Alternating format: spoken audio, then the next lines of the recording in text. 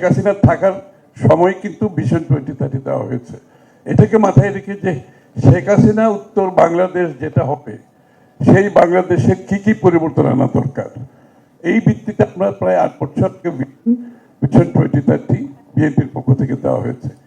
এর পরবর্তী সময়ে যে অনেকগুলো 8 বছরে অনেক পরিবর্তন হয়ে গেছে দেশের, সেটাকে মাথায় রেখে আমরা 27 পয়েন্টস সংস্কার প্রস্তাব দিয়েছি, 27 দফার উপর একটা সংস্কার প্রস্তাব দিয়েছি এই পরিবর্তনের কারণে।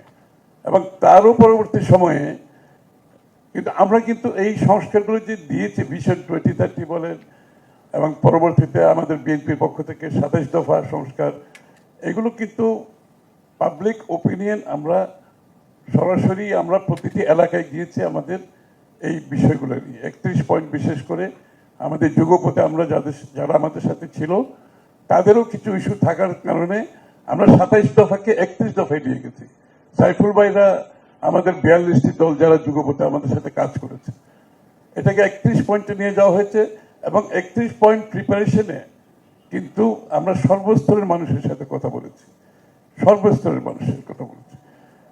তারপরেও 31 দফা আমরা দেওয়ার পরে আমরা পাবলিক ওপিনিয়ন যেটা আজকে প্রেজেন্টেশনে আসছে, যে জনগণের ইচ্ছার পরিপ্রেক্ষিতে আরো কোনো দফা বাদ যাচ্ছে কিনা, আরো কোনো চিন্তা ভাবনা যেটা জনগণ করছে যেটা হয়তো আমাদের 31 দফায় আসে নাই।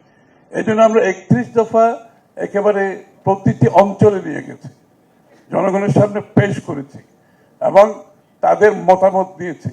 এবং আমাদের ওয়েবসাইটে বলা হয়েছে 31 দফার বাইরেও যদি কারো কোনো চিন্তা থাকে সেটা আপনারা আমাদেরকে জানান, আমরা চেষ্টা করব এটা আমাদের 31 দফার সাথে অ্যাড করার জন্য আগামী দিন। সুতরাং আমরা অলরেডি এই এক্সারসাইজটা করেছি, যেটা প্রেজেন্টেশনে বলা হয়েছে যে জনগণের ইনপুট ইজ ভেরি ইম্পর্টেন্ট। আমরা কি চিন্তা করছি সেটা তো অবশ্যই রাজনৈতিক দল হিসেবে আমাদের চিন্তা, ফিলোসফি, ধারণা, রূপরেখা থাকবে, কিন্তু আমরা একদম অবসেসড হয়ে যে আমি যেটা চিন্তা করছি এটা করতে হবে, এই যে একটা মন মানসিকতা